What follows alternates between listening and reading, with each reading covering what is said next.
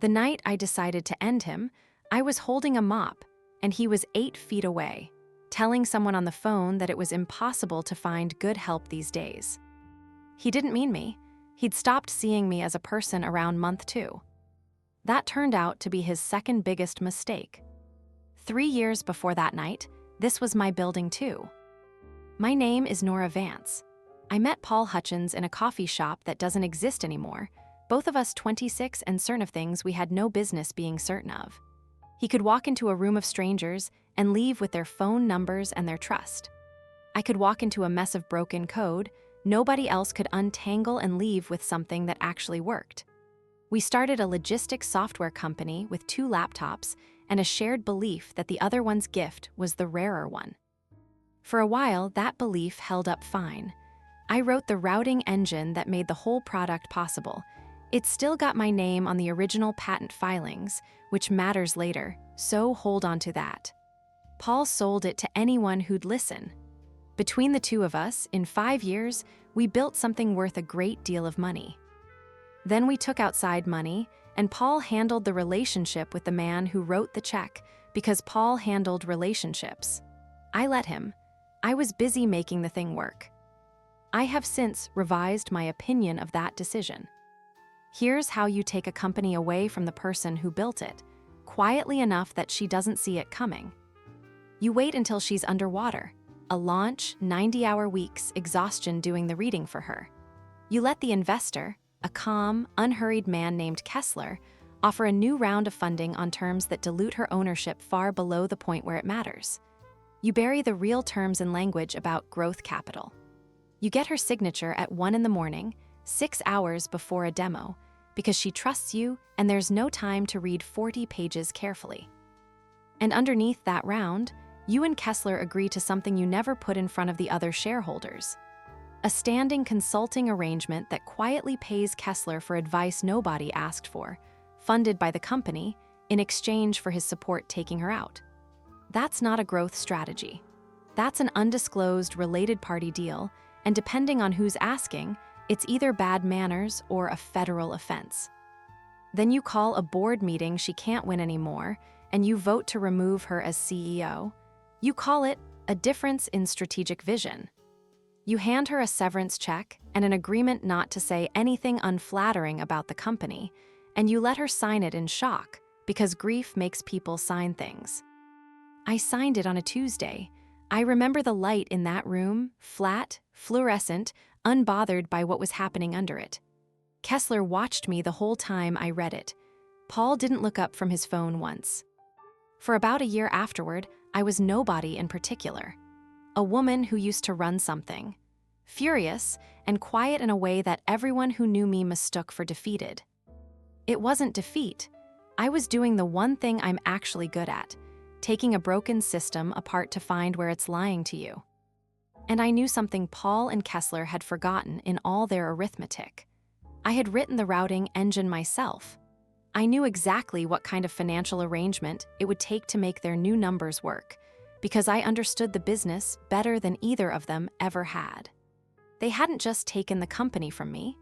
They'd taken it from the one person alive who'd immediately recognize what they were about to do with it. I just needed to get back inside long enough to prove it. And a founder who signed a non-disparagement agreement doesn't get to walk back into her old office and ask for the books. Nobody, however, checks the résumé of the person who empties the trash. I applied to the cleaning contractor that served the building under my legal middle name, Vance, which nobody at the company had ever used. I have an unremarkable face, and I've always been a hard worker. I got the job in a week. They put me on floors 14 through 18. 17 was mine, or had been. The first night I pushed my cart off the service elevator, I stood by the window for exactly 1 minute. The window I'd picked out myself, years earlier, arguing with a contractor about the glare, and let myself feel every bit of what that was. Then I got to work, because self-pity has never once emptied a wastebasket. I want to be clear about the boundaries here, because they matter. I never touched a locked system. I never opened a drawer. What I did was clean an office thoroughly, every night, for 6 months. And in the course of that, I saw what people leave lying around when they've stopped believing anyone who matters is watching them. Paul left things on the printer he forgot to collect. Whiteboards in the small conference room went unerased for weeks. Documents that should have gone in the shred bin went in the regular one because it was late and he was tired, and the woman with the cart wasn't a person to be careful in front of, so why bother? I emptied Paul's wastebasket almost every night for half a year. You would not believe what a comfortable man throws away. I didn't take a single original page. I photographed what was already sitting in plain view, in a room I had every right to be cleaning, and I put everything back exactly where I found it. The night I knew I had enough, Paul was on the phone in his office, gesturing, talking about the founder situation like it was weather. He waved me in without looking up, the universal signal for go ahead and do the room, I'm busy. I emptied his bin. I wiped his desk. I stood 4 feet away from the man who took my life's work while he complained mid-call about how hard it was these days to find good help. I said, "Have a good night," on my way out, the way I always did. "Yeah, you too," he said to the door, not to me. It was the last easy night he ever had. I didn't go to Paul. I went to a lawyer who does exactly this for a living, and she read my old settlement agreement in about 4 minutes. "This clause," she said, tapping the non-disparagement section, "keeps you from bad-mouthing them at dinner parties. It cannot, under federal law, stop you from reporting a crime to the people whose job is investigating crimes. Every agreement like this has that carve-out whether the other side's lawyers wanted it there or not." So we reported it. 6 months of photographs, organized by date, matched against the actual routing contracts I understood better than anyone alive, handed to regulators who take a well-documented related party fraud very seriously when it's handed to them in order. I never called a single client. I didn't have to. Once the investigation became public record, their own lawyers told them to find alternatives immediately, and the patents on the technology they depended on had one name attached to them. Mine. It took the better part of a year. Kessler's firm pulled out fast, then pretended it had never really been in. Paul discovered that the people who found him charming were never actually loyal to him. They were loyal to whatever he happened to be standing in front of, and once that stopped being a functioning company, there was nothing left to be loyal to. I started a new company. Smaller for now.